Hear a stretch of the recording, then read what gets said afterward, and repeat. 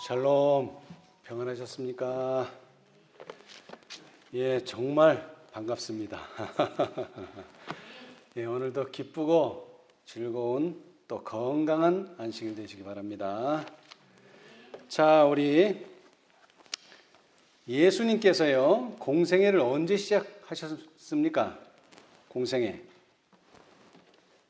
자, 우리 다니엘서의 한 말씀을 보겠습니다. 다니엘 9장 25절. 다니엘 9장 25절. 사실 예수님의 탄생이 어디에 기록되어 있었다고 시대 소망에 나옵니까?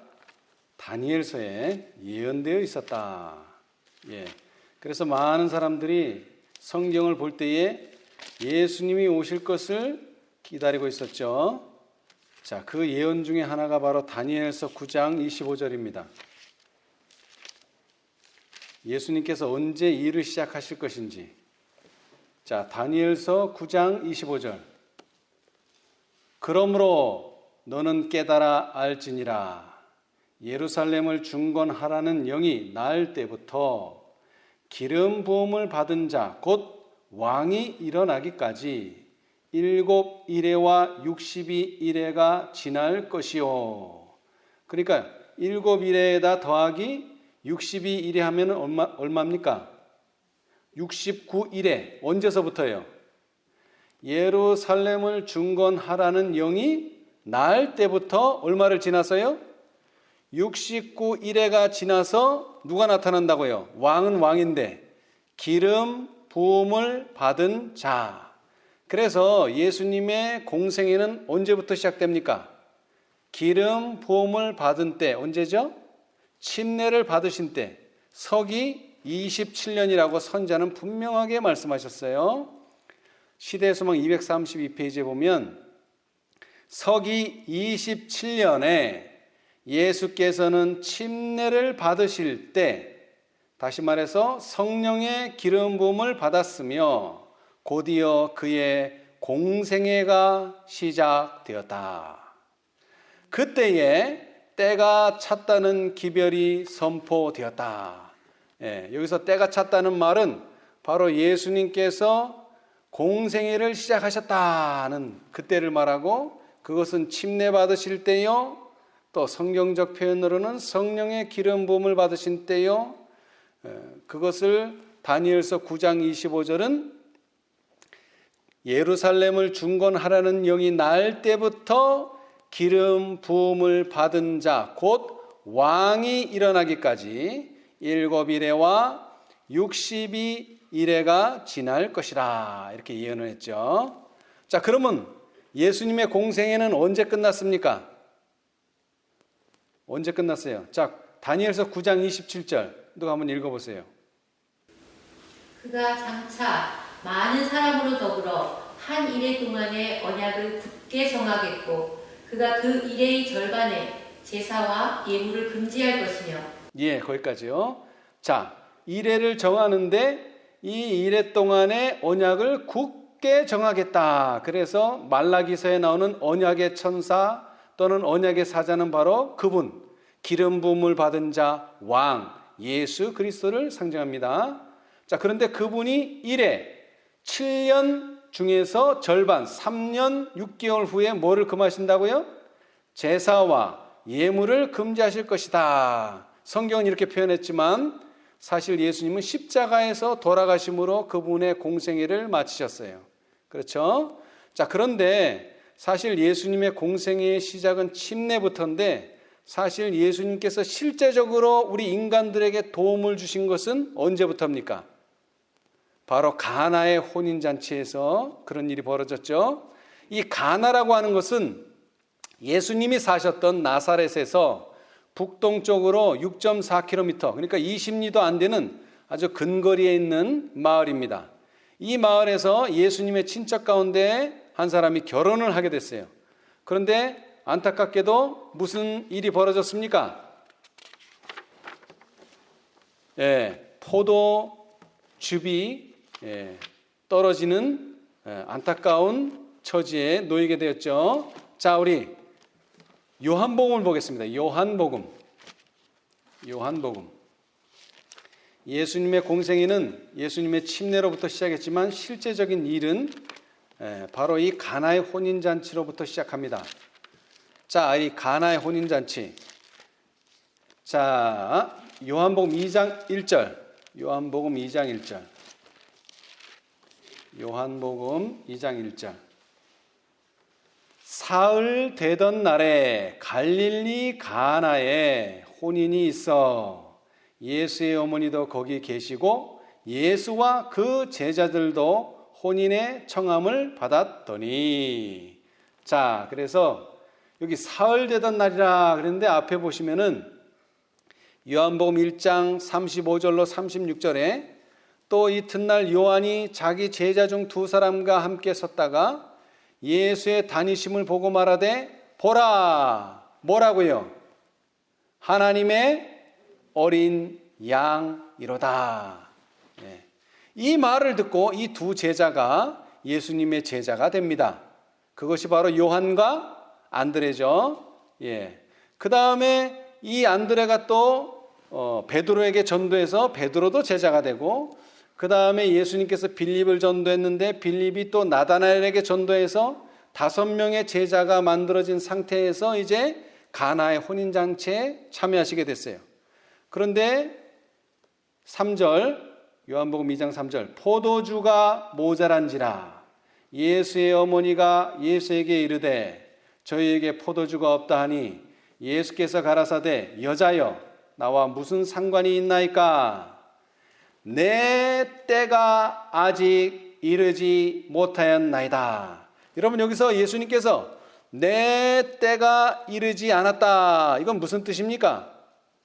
이미 예수님의 공생애는 침례로부터 시작했는데 또 여기서 때가 나와요. 근데 그 때가 되지 않았대요. 이건 무슨 때를 말합니까? 바로 예수님의 정말로 공식적인 공생애의 시작은 6월절로부터 시작하는데 그 6월절이 되지 않았다는 뜻입니다. 성소 정결 사업이 선포되고 그 일을 하실 때는 아직 되지 않았다는 뜻입니다. 그러나 지금 예수님의 손길이 필요한 때입니다. 특별히 이 잔치는 어떤 잔치입니까? 혼인잔치입니다. 혼인잔치. 혼인잔치가 왜 중요하냐? 혼인관계는 구약과 신약 모두에서 그리스도와 당신의 백성 사이에 존재하는 부드럽고 신성한 결합을 나타내는 데 사용되었다. 시대소망 151페이지. 이러한 중요한 상징을 나타내는 혼인잔치가 지금 망치게 생겼어요. 그래서 예수님께서는 때가 되지 않았지만 메시아로서 나타나실 때는 아직 일렀지만 예수님께서 일을 하십니다. 그래서 자기의 때가 아직 이르지 아니하였다는 말씀을 마리아에게 하실 때에 예수님은 마리아의 말하지 않은 생각, 즉 마리아가 다른 사람들과 공동으로 품고 있던 기대에 대하여 답변하시고 계셨던 것이다. 마리아는 예수께서 자신을 메시아로 드러내시고 이스라엘의 보좌에 앉으시기를 바랐다. 그때를 말하는 거예요. 그러나 때가 이르지 않았다. 그리고 예수님께서는 이스라엘의 보좌에는 앉지 않으시죠. 그건 잘못 생각하고 있었어요. 잘못된 기대였죠. 그러나 예수님이 메시아로 드러내시는 것은 맞습니다. 그런데 그 메시아로 드러내시는 것은 지금 가나의 혼인잔치가 아니고 언제라고요? 6월절입니다. 그렇죠? 자, 우리 6월절에 대해서 한번 보겠는데 6월절 보기 전에 여러분 계속 읽어보겠습니다. 이 가나의 혼인잔치 2장 5절, 요한복음 2장 5절. 그 어머니가 하인들에게 이르되 너희에게 무슨 말씀을 하시든지 그대로 하라 하니라. 그리고 나서 이제 예수님께서 6절, 거기 유대인의 결례를 따라 두세 통 드는 돌 항아리 6이 놓였는지라. 예수께서 저희에게 이르시되 항아리에 물을 채우라 하신즉 아구까지 채우니. 여러분, 예수님의 어머니가 하인들한테 부탁을 했어요. 뭐라고 부탁했습니까? 예수님이 무슨 말을 하든지 그대로 하라는 부탁이었어요. 자, 그런데 예수님의 시키시는 명령은 뭡니까? 첫 번째, 항아리에 물을 채우라. 예. 자, 그런데 이 항아리는 포도주가 담긴 항아리입니까? 어떤 항아리입니까? 포도주가 담긴 항아리에다 뭘 채워야지 뭐가 어떻게 돼야 되는데 포도주 항아리가 아니에요. 무슨 항아리예요? 결례를 따라. 여러분, 유대인들은 어떤 예식을 하느냐면, 어떤 그 예절이 있느냐면, 어떤 사람의 집에 가면 첫째로 뭐를 합니까? 물로 손과 발을 씻어요. 왜 씻어요? 지금 같으면 이해가 돼요. 왜 씻죠? 지금 같으면? 세균이 있으니까 씻는 거예요. 어디 나갔다 오면은. 여러분, 코로나 시대에 제일 먼저 해야 될 게 뭐라 그랬어요? 손 씻는 거예요. 손 씻는 거. 손 씻는 거. 왜? 균이 손에 묻어 있을 수도 있기 때문에. 그런데 이때 당시에 균이라고 하는 개념 자체가 없었어요. 레위기서에 나오는 예식, 결례를 따라서 정결케 하는 예식을 따라서 물 항아리가 있었어요. 이거 포도주 담는 항아리 아닙니다. 물 항아리예요. 씻기 위해서 준비된 물 항아리, 정결케 하기 위해서 준비된 항아리. 근데 몇 개예요, 항아리가? 6개예요. 여러분, 인간이 몇째 날 창조됐습니까? 6째 날 창조됐어요. 그래서 6이라고 하는 숫자는 인간의 숫자입니다. 예. 그리고 더 나아가서 계시록에는 짐승의 수가 되기도 하고요. 근데 짐승의 수는 6이 하나 가지고 부족해요. 6이 3번이나 나와야지 그건 짐승의 수예요. 그러나 인간은 6 하나 가지고 인간의 수입니다. 6째 날에 창조됐어요, 인간이. 그래서 6이에요. 그래서 이 6에다가 하나님의 도우심으로 하나를 더하면 뭐가 돼요? 7. 완전수이며 하나님의 축복의 숫자가 되는 거예요. 자, 그러나 하여튼 인간의 수 6에다가 또 결례를 위해서 우리 손발을 씻기 위한 준비를 위해 담아뒀던 물 항아리에다가 뭐를 채우라고요? 물을 채우라. 여러분, 물은 누구든지 채울 수 있습니다. 그런데 거기다가 포도주가 부족하니까 포도주를 채우라 그러면 이거 쉽지 않아요. 왜? 포도주는 함부로 구할 수 있는 게 아니에요. 그러나 물은 어디서든지 구할 수 있습니다. 하나님께서는 우리에게 준비로서 하나님의 섭리를 볼 수 있는, 하나님의 이적을 볼 수 있는 준비로서 우리가 할 수 있는 일, 인간이면 누구나 할 수 있는 일을 먼저 시키십니다. 그게 뭐예요? 물을 채우라. 그런데 물을 어떻게 하라고요? 채워야 됩니다. 채워야 돼요. 그냥 반쯤 아니면은 뭐 한 바가지 이런 거 안 됩니다. 뭐 하라고요? 채우라. 하나님이 원하는 만큼 채우라. 가득 채워야 됩니다. 자, 그리고 나서 이제 예수님께서 말씀하십니다. 8절. 이제는 떠서 연회장에 갖다 주라 하심에 갖다 주었더니 어떻게 됐어요? 이 물이 뭘로 변했어요? 연회장은 물로 된 포도주를 맛보고 어디서 났는지 알지 못하되 물 떠온 하인들은 알더라. 누구만 알아? 이거는, 이 비밀은 하인들만 알아요.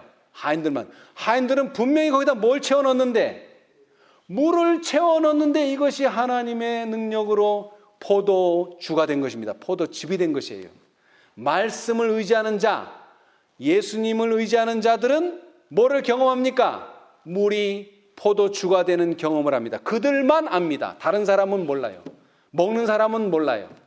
그러나 먹는 사람은 물을 맛보는 게 아닙니다. 뭘 맛봐요? 포도주를 맛보게 될 것입니다. 예. 자, 그러나 이것은 혼인관계, 나와 예수님과의 개인적인 관계에 있어서 여러분이 필요하다면 예수님께서는 여러분에게 충분한 필요를 공급해 주신다는 약속의 의미에서 이 일이 이루어졌습니다. 자, 그러나 예수님의 공생의 공식적인 시작은 어디서부터냐? 6월절입니다. 자, 요한복음 3장. 2장에 그러한 일이 끝나고 가나의 혼인잔치의 놀라운 이적이 끝나고 이것은 예수님의 제자들과 마리아에게 놀라운 표적이 되었고 믿음을 강건케 하는 계기가 되었어요. 3장 1절 바리새인 중에 3장 1절이 아니고 2장 13절 유대인의 유월절이 가까운지라 예수께서 예루살렘으로 올라가셨더니 성전 안에서 소와 양과 비둘기 파는 사람들과 돈 바꾸는 사람들의 앉은 것을 보시고 노끈으로 채찍을 만드사 양이나 소를 다 성전에서 내어 쫓으시고 돈 바꾸는 사람들의 돈을 쏟으시며 상을 엎으시고 비둘기 파는 사람들에게 이르시되 이것을 여기서 가져가라.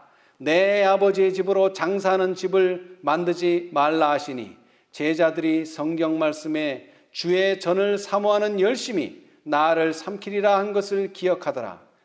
예. 자, 이제 예수님께서 유월절에 가셨는데 우리가 이해하기로는 그리고 또 우리가 알고 있는 바로는 성전을 정결케 하시는데 성전을 청소하시는데 이것은 어떤 우리가 생각하는 그런 청소가 아니라 성전에서 잘못 행해지고 있는 것들을 파는 개혁 사업입니다. 그 일을 하셨어요. 예. 자, 그런데 왜 하필 그 날이 그 예수님의 공생애의 공식적인 시작이 왜 유월절이어야 하느냐 하는 것입니다. 왜? 이것은 유월절은 여러 가지 생각을 나게 하는 날입니다. 자, 우리 출애굽기 12장을 보겠습니다. 출애굽기 12장. 출애굽기 12장. 이 유월절은 7개의 유대인의 절기 중에 첫 번째 날입니다. 첫 번째 절기입니다. 첫 번째 절기. 예.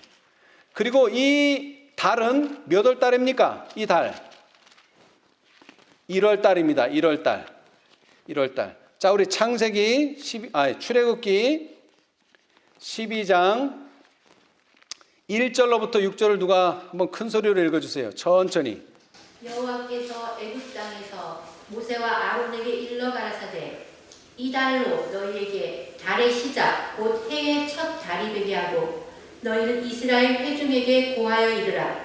이달 열흘에 너희 매일이 어린 양을 취할지니 각 가족대로 그 식구를 위하여 어린 양을 취하되 그 어린 양에 대하여 식구가 너무 적으면 그 집의 이웃과 함께 인수를 따라서 하나를 취하며 각 사람이 식량을 따라서 너희 어린 양을 계산할 것이며 너희 어린 양은 흠 없고 1년 된 수컷으로 하되 양이나 염소 중에 취하고 이달 14일까지 간직하였다가 해질 때에 이스라엘 회중이 그 양을 잡고. 예, 감사합니다. 자, 여러분, 이 양을 잡는 날이 1월 14일이고 그 날이 6월절입니다. 그러나 사실 그 날이 되기 전에 4일 전에 무슨 일이 이루어져야죠? 그 잡을 양을 미리 뭐 해놔야 돼요? 준비가 되어 있어야 됩니다. 자, 우리가 요한복음 2장을 읽었는데, 자, 침례 요한이 예수님을 뭐라고 소개했어요? 그 전날에, 그 전전날에 하나님의 어린 양이라고 분명히 소개했어요. 그리고 나서 가나의 혼인잔치에서 분명히 그분이 우리의 어린 양이 되시리라는 놀라운 약속을 그들은 경험했어요. 그들이 하인이 가져다 놓은 물이 포도즙으로 바뀌는, 포도주로 바뀌는, 최후의 만찬에 먹었던 그 포도주, 약속의 포도주로 변했던 것을 분명히 기억했어요. 그리고 이제 얼마 되지 않아서 6월절이 찾아왔고 그 6월절에 예수님은 성전을 정결케 하시는 일을 하십니다. 자, 그런데 그 정결케 하는 일은 다름이 아니라 그들이 잡아야 될 어린 양이 바로 그냥 양이 아니라 돈 주고 사는 양이 아니라 그들이 잡는 양이 바로 예수님이라고 하는 사실을 그들은 까맣게 잊어버렸다는 것입니다. 예수님은 그것을 다시 상기시켜 주는 것입니다. 자, 그래서 성전을 정결케 하는 일을 1월 14일 날 하셨어요. 그것이 바로 6월절이기도 하고요. 그런데 그 양은 어린 양이라 그랬는데 얼마나 어린 양입니까? 몇 살 된 양이에요? 1년 된 양이라고 출애굽기 12장에 나오죠. 거기는 분명히 명시되어 있어요. 1년 된 양 또는 염소라고. 그런데 그 1년이라는 말은 모든 하나님의 계획, 6월절로부터 시작한 하나님의 구속의 경륜의 계획은 뭘로 끝납니까? 장막절로 끝나요. 1년을 주기로. 그렇죠? 1년을 주기로. 그래서 하나님의 봉사는 1년이 주기입니다. 그래서 그 주기를 따라서 예수님께서 공생애는 6월절에 시작하시고 그 1년의 모든 봉사가 장막절로 끝나지만 그렇게 하는 봉사를 1년씩 3번 하신 셈이에요. 3년이니까. 그 말은 셋째 천사의 기별을 기억하게 하시는 문구이기도 합니다. 물론 이것은 나중에 증명이 되겠지만, 자, 그래서 성전을 정결하게 하시는 중에 예수께서는 메시아로서의 당신의 사명을 선포하시고 당신의 사업에 착수하시고 계셨다. 시대소망 161페이지. 자, 다시 말하자면 예수님께서는 이적을 베푸심으로 그분의 사업을 시작했지만 메시아로서의 당신의 사명에 대한 선포와 사업의 시작은 유월절입니다. 이것은 분명히 유월절이에요. 자, 그래서 예수님께서 이 유월절을 통해서 피 흘림을 통해서 뭐를 용서받는다고요? 죄를 용서받는다 하는 것을 교훈을 주셨고, 또 그 피 흘리는 어린 양이 그들이 돈 주고 사는 양이 아니고 뭐라고요? 양이 아니고 예수님이라고 하는 사실을 그들은 기억해야 됐어요. 그러나 안타깝게도 그것은 그들의 뇌리에서 사라지고 그저 죄 지으면 양 잡고 죄 지으면 양 잡고 그 일만 반복됐어요. 자, 그래서 우리 시대의 소망을 한번 보겠습니다. 이 부분은 중요하니까 한번 같이 읽어보겠어요. 시대의 소망 157페이지. 시대의 소망 157페이지. 수천 년간 어린 양을 잡아왔지만 그들은 이제 그 예배의 형식을 바꿀 때가 왔어요. 왜냐하면 이것은 예수님을 잊어버린 완전한 형식주의가 되어버렸기 때문에 그래요. 157페이지. 당신의 성전에서 157페이지.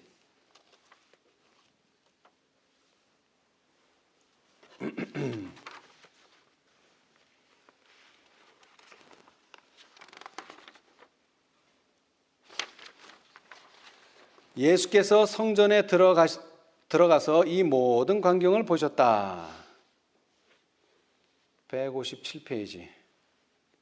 자, 거기 구속의 역사 648페이지 왼쪽 단입니다. 밑에서 첫 번째 문단. 예수께서는 성전에 들어가서 이 모든 광경을 보셨다. 그분은 부정한 거래를 보셨다. 그분은 피 흘림이 없이는 그들의 죄를 용서받지 못할 것이라고 생각하는 가난한 자들의 슬픔을 보셨다.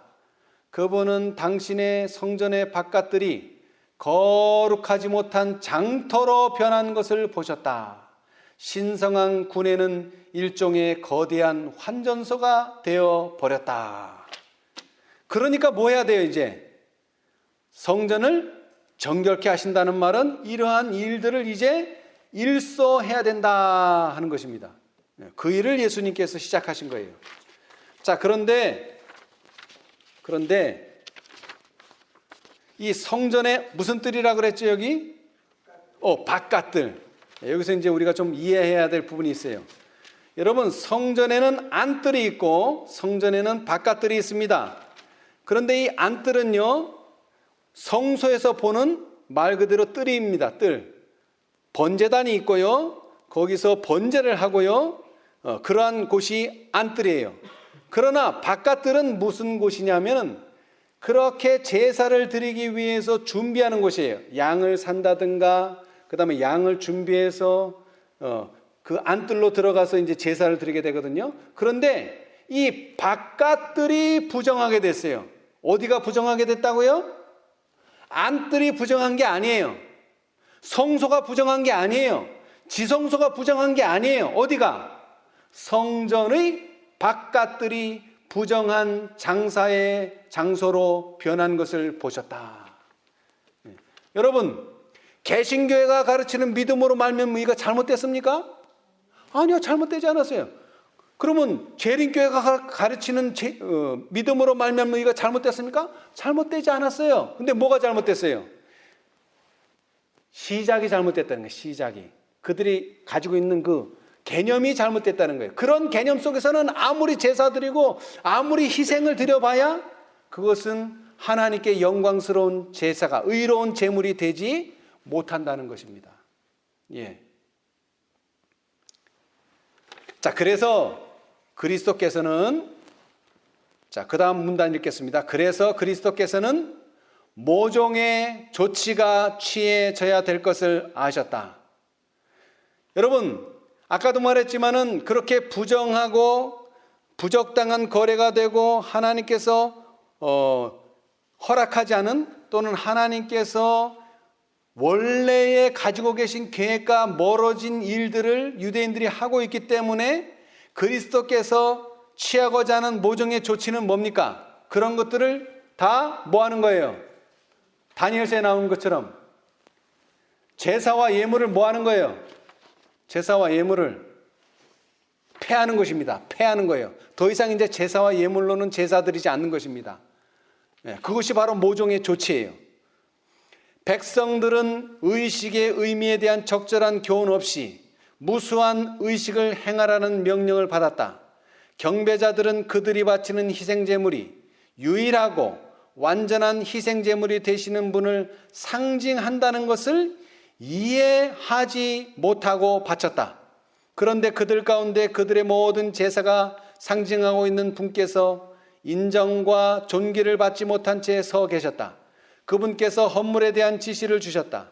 그분은 그 제물들의 상징적 의미를 이해하셨으며 이제 그 제사가 왜곡되고 오해되고 있음을 보셨다. 신령한 예배는 신속히 사라져가고 있었다. 제사장들과 관원들을 그들의 하나님과 연결시켜주는 고리는 얼마나 없다고요? 하나도 없었다. 그래서 전혀 다른 예배를 확립하는 것이 그리스도의 사업이었다. 여러분, 그 일을 하시기 위해서 예수님께서 오셨다는 것입니다. 자, 그런데 이 기록은 지금 성전 정결인데, 이 기록은 아까도 말했지만 예수님의 공적인, 메시아로서의 공적인 사업의 시작을 알리는 것으로서 성전 정결 사업입니다. 그런데 이 기록은 유일하게 요한복음에만 나옵니다. 요한복음에만 나와요. 시작은. 근데 반대로 끝은요, 요한복음에는 나오지 않아요. 근데 어디는 나올까요?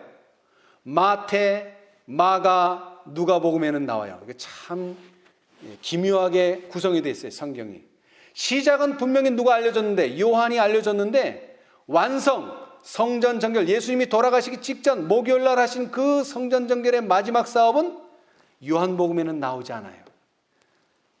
대신 첫 시작을 알려주지 않았던 마태복음과 마가복음과 누가복음에만 나와요. 그리고 이 성전 정결은 왜 중요한고 하니, 이것은 계시록과 연결되어 있기 때문에 그래요. 자, 이것은 가래뽑은 기별 2권 118페이지인데요. 이 소제목은 화이트분이 쓴 건 아닙니다만 이해하기 쉽도록 2번 성전을 정결케 하심과 2번 바벨론에서 나오라는 부르심.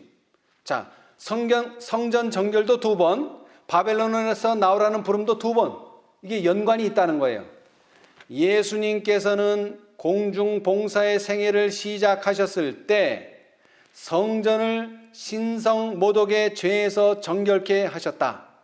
또한 주님의 마지막 봉사의 행위로서 성전을 2번째로 깨끗게 하시는 일을 하셨다. 그처럼 세상을 경고하는 마지막 사업에 있어서도 당신의 교회에게 2번에 걸친 뚜렷한 부르심을 보내셨다.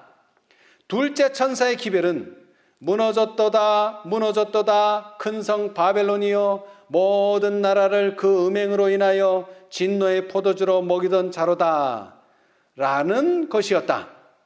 셋째 천사의 크게 외치는 소리가 하늘에서부터 들려오기를 내 백성아 거기서 나와 그의 죄에 참여하지 말고 그의 받을 재앙들을 받지 말라. 그 죄는 하늘에 사무쳤으며 하나님은 그의 불의한 일을 기억하셨다고 하였다. 그래서 성전 정결과 바벨론에서 나오라는 부르심은 연결되어 있다는 것입니다. 그런데 이것이 가래뽑은 기별 118페이지인데 실제적인 출처는 리뷰 앤드 헤랄드 1892년 12월 6일에 하신 말씀이에요. 그런데 그 리뷰 앤드 헤럴드지에 나온 그 기사의 제목이 무엇이냐면 분명한 나팔을 불자입니다. 분명한 나팔을 불자. 예. 다시 말하면 오늘날 재림교회가 존재하는 이유가 뭐라고요? 성전을 정결케 하는 사업이라는 거예요. 예. 그래서 그 사업이 마칠 때, 바벨론에서 나오는 부르심이 맞춰질 때 예수님께서 이 세상에 오시게 된다는 것입니다. 두 번이라는 말은 사실상 시작과 끝을 말하는 것이고요, 두 번이라는 것은 옛 것과 새 것을 말하는 것입니다. 예. 그래서 이스라엘의 운명은 이미 첫 번째 성전 정결을 실패함으로써 뭐가 운명지어졌어요? 3년 갈 것도 없이 162페이지, 시대소망 162페이지예요. 제사장들과 관원들은 공포에 질려 그들의 마음을 통찰하시는 예리한 눈초리를 피하여 성전뜰에서 도망갔다. 그리스도께서는 무서워서 도망가는 사람들을 매우 측은하게 바라보시고 참된 예배가 무엇인지 알지 못하는 그들의 무지를 불쌍히 여기셨다. 이 장면 가운데서 그는 온 유대 민족이 그들의 악함과 완고함으로 인하여 흩어지게 될 상징을 보셨다. 아멘. 자, 그러면 이 마지막 바벨론에서 나오라는 그 부르심도 어떻게 될까요? 그때 당시 바벨론에서 나오라고 그 외침을 하던 사람들 중에는 어떤 사람들도요, 성전뜰에서 성전 정결을 하는 사업에 참여한 사람들도 있겠지만 그 사업에서 도망가는 자들도 분명히 있게 될 것입니다. 예, 그렇죠? 예. 그리고 이 성전의 정결은 교회를 완전하게 하고 하나님의 교회를 정결케 하는 그 사업을 말하는 것만이 아닙니다.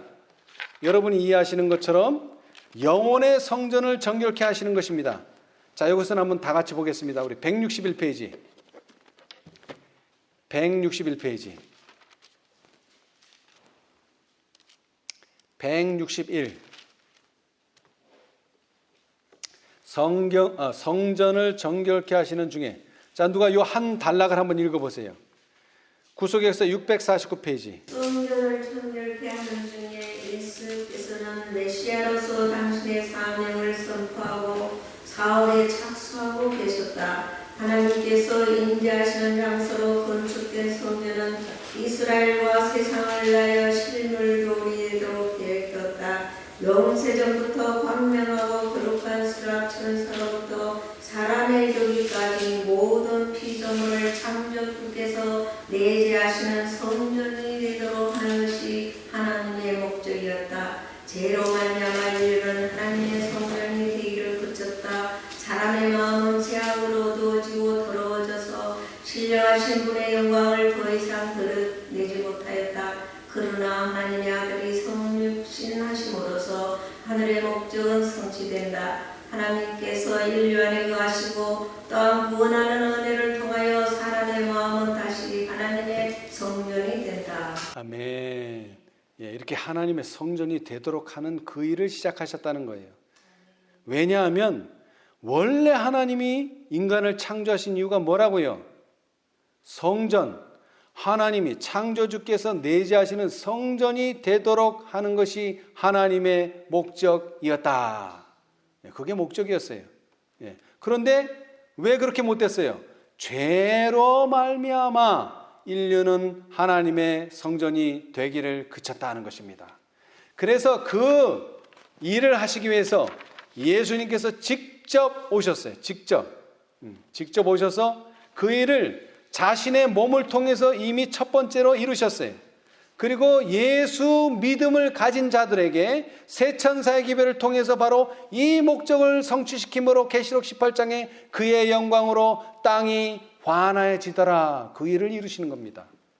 그 영광은 나의 영광이 아니라 예수님이 우리의 몸에 거하게 되실 때 그 영광이 우리의 몸에서 나가게 되는 거죠. 그 일을 하신다는 거예요.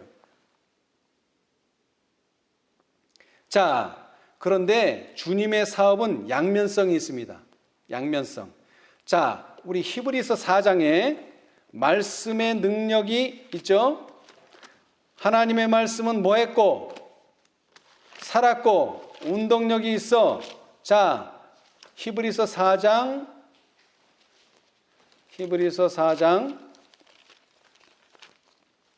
12절이죠. 하나님의 말씀은 살았고 운동력이 있어. 어떻게 날이 섰다고요? 좌우에, 다시 말하면 양날이 섰다는 거예요. 양날. 좌우에 날선 어떤 검보다도 예리하여 혼과 영과 및 관절과 골수를 찔러 쪼개기까지 하며 또 마음의 생각과 뜻을 감찰하나니. 바로 그것이 성전 정결 사업에도 똑같이 적용됩니다. 좌우의 날선감. 한쪽 날은요, 악하고 완고한 백성이라면 그들은 어떠한 분을 만나게 될 것입니까? 분노에 가득 찬 그리스도를 만나게 됩니다. 그렇죠? 예. 자, 우리 162페이지, 시대의 소망 162페이지. 시대의 소망 162페이지. 시대의 소망 162페이지.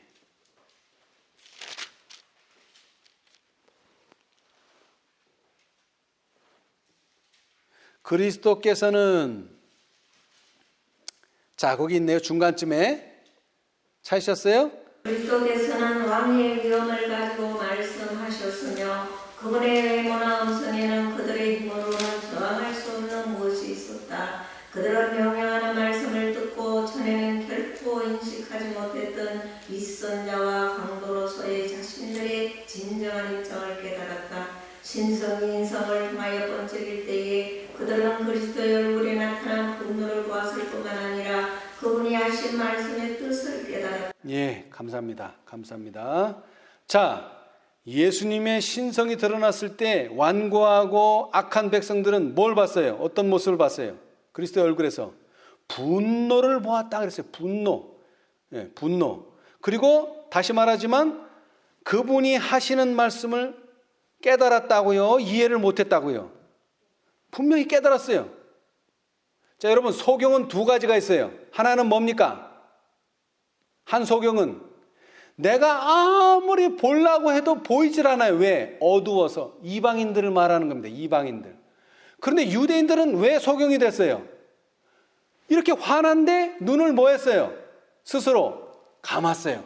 깨닫지 못한 게 아닙니다. 깨달았어요. 그런데 뭐예요? 받아들이기가 싫어요. 받아들이기가 싫어요. 그래서 눈을 감았어요. 그래서 소경이 된 거예요. 자, 하나님의 사업은 양면성을 가지고 있는데 좌우의 날선검과 같은데 완고하고 악한 백성은 그분의 얼굴에서 분노를 발견할 것입니다. 근데 반대로요, 고통당하고 곰핍하고 비탄에 잠겨있는 자들은요, 그분의 얼굴에서 뭘 볼까요? 자, 우리 162페이지를 보겠습니다. 소경과 저는 자들이, 그 뒤편에 나오겠죠. 소경과 저는 자들이 162, 163. 소경과 저는 자들이 성전에서 예수께 나오매, 그게 아니네. 그들은 천천히 생각에 잠겨서, 거기 있네요. 다음 문단. 천천히 생각에 잠겨 마음의 증오심을 품고 성전으로 돌아왔다. 그러나 그들이 그것을 떠난 사이에 얼마나 놀라운 변화가 일어났던가. 그들이 도망갔을 때에는 가난한 자들은 뒤에 남아있었다. 이제 그들은 사랑과 긍휼을 띤 예수님의 얼굴을 바라보고 있었다. 예, 자, 거기까지요. 자, 여러분, 가난한 자들은 어떤 예수님의 얼굴을 봤습니까? 사랑과 긍휼을 띤 예수님의 얼굴. 근데 아까 예수님의 얼굴은 어떤 얼굴이었어요? 분노. 왜? 그들이 죄를 지었기 때문에. 여러분, 예수님은 죄는 결코 용납하지 않습니다. 그러나 정말로 자신의 죄를 깨닫고, 자, 이제 뒤 내용이 중요한데, 자, 뒤 한번 읽어보세요. 예수께서는 눈물 어린 눈으로 당신의 주위에서 떨고 있는 자들에게 두려워하지 말라. 내가 너희를 건지리니 너희는 나에게 영광을 돌리라. 내가 이 일을 위하여 세상에 왔노라고 말씀하셨다. 사람들은 뭐라고 말했습니까? 선생님이여, 나를 모아소서, 축복하소서라고 간절하고도 가련한 호소를 하면서 그리스도가 계신 곳에 몰려들었다. 그분의 귀는 모든 외치는 소리를 들으셨다. 그분은 온유한 어머니의 긍휼보다도 더 큰 긍휼을 가지고 고통당하는 어린 것들을 굽어 보셨다. 모든 사람들이 돌보심을 받았다. 각색 병 가진 사람들이 치유를 받았다. 벙어리가 입을 벌려 찬송하고 눈먼 자들이 그들의 시력을 회복시켜 주신 분의 얼굴을 바라보았다. 고통당하는 자들의 마음은 즐겁게 되었다. 아멘. 여러분, 라오디게아 상태가 이와 똑같습니다. 자신을 부자라고 생각하는 사람들은 결국 뭐를 느낍니까? 하나님의 얼굴에서, 예수님의 얼굴에서 분노를 보게 될 것입니다. 사실 요한계시록 12장은 누가 분노한다 그랬어요? 누가 분노해요? 용이 분노하죠? 용은 왜 분노합니까? 이렇게 예수님에게서 치료받고서 예수님께 영광을 돌릴 때 용은 분노합니다.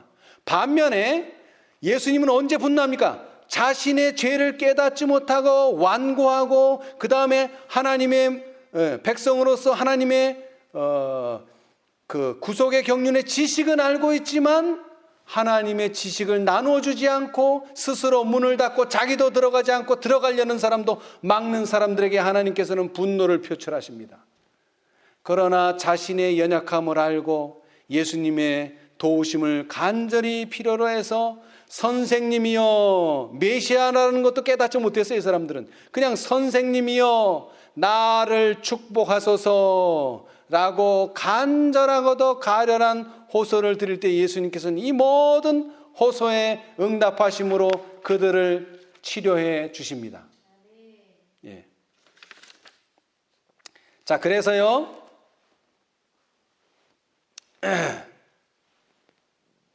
자, 그 다음 제사장들과 성전 관리들이 이 위대한 사업을 목격하였을 때에 그들의 귀에 들려온 소리들은 얼마나 놀라운 계시였던가.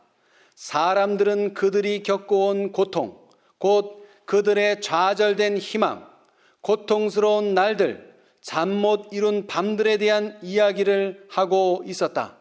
소망의 마지막 불꽃마저 꺼질 것처럼 보였을 때에 그리스도께서 그들을 뭐 해주셨다고요? 고쳐주셨다. 어떤 사람은 이렇게 말했다. 짐이 너무 무거웠으나 나는 무엇을 발견했다고요? 돕는 자를 발견하였다.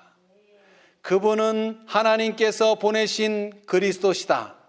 나는 그분의 사업에 나의 생애를 바치겠다. 부모들은 자녀들에게 그리스도께서 너의 생명을 건지셨다. 내 목소리를 높여서 그분을 찬송하라고 말하였다. 유년들과 청소년들, 아버지와 어머니들, 친구들과 목격자들이 목소리를 합하여 뭐라고 외쳤어요? 감사와 찬송을 드렸다. 소망과 기쁨이 그들의 마음을 채웠다. 평화가 그들의 마음에 깃들었다. 그들은 심신이 회복되어 고향으로 돌아가 각처에서 예수님의 비할 데 없는 사랑을 뭐하였다? 선전하였다. 이게 전도입니다. 이게 전도예요. 예. 그 일을 했다는 거예요. 자, 다시 말하지만 새 천사의 사업은요, 예수님의 성전 정결 사업과도 유사합니다. 매우 유사해요. 예.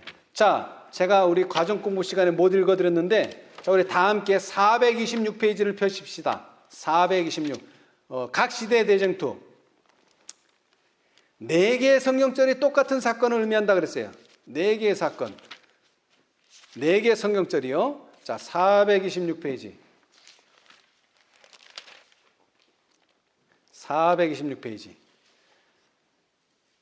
자, 거기에 보시면은 제24장 지성소에서의 봉사, 지성소에서 행하시는 조사심판, 재림하실 주를 영접할 준비, 그 다음에 우리가 읽을 내용은 조사심판과 어린 양의 혼인잔치입니다. 426페이지. 자, 거기 426이라고 쓴 데서 조금 내려오시면은 다니엘서 8장 14절에 기록된 바와 같이 있죠? 다니엘서 8장 14절에 기록된 바와 같이 그리스도께서 우리의 대제의 사랑으로서 성소를 정결케 하기 위하여 지성소에 들어가시는 것과 다니엘서 7장 13절에 묘사된 대로 인자 같은 이가 예적부터 항상 계신 분 앞에 나아가시는 것과 말라기가 예언한 것처럼 주님께서 호련히 그 전에 임하시는 것 등의 세 가지는 모두 같은 사건을 묘사하고 있다. 자, 거기까지. 이 세 성경절은 무슨 사건을 묘사하고 있다고요? 같은 사건. 그 사건이 뭐예요? 성소를 정결케 하시는 일. 오늘 우리가 그거 공부하고 있잖아요. 예수님께서 2000년 전에 성전을 정결케 하셨는데 그것은 상징적인 의미고 실제적인 성전을 정결케 하시는 일은 언제 하신다는 거예요? 1844년 10월 22일부터 지금 그 일을 실제적으로 하고 계시다는 거예요. 그것은 또한 그리스도께서 마태복음 25장의 열처녀에 비해서 직접 말씀하신 바와 같이 신랑이 혼인 잔치에 들어가는 것과 같은 사건이다. 그러니까 4개의 성경절에 같은 걸 얘기해요. 다니엘 8장 14절, 다니엘 7장 13절, 말라기 3장 1절로 3절, 그 다음에 마태복음 25장에서 열처녀가 비유해서 신랑이 혼인 잔치에 들어가는 것, 그거 같은 사건이에요. 뭐라고요? 조사 심판. 우리의 죄가 제사장들처럼 도망가게 하는 죄가 아니라 우리의 죄가 드러났을 때 우리가 주님 앞에 무릎 꿇고 주님 저는 죄인입니다. 그럴 때 예수님께서 어떻게 하신다고요? 고쳐주시겠다고요. 근데 사람들은 다 어떻게 돼요?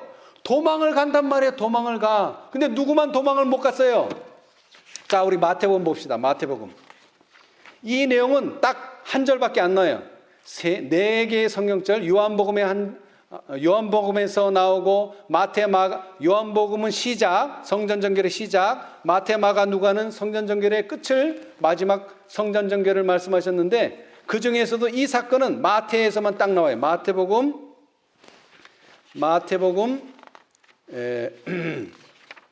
21장, 마태복음 21장 14절 딱 한 절밖에 없어요.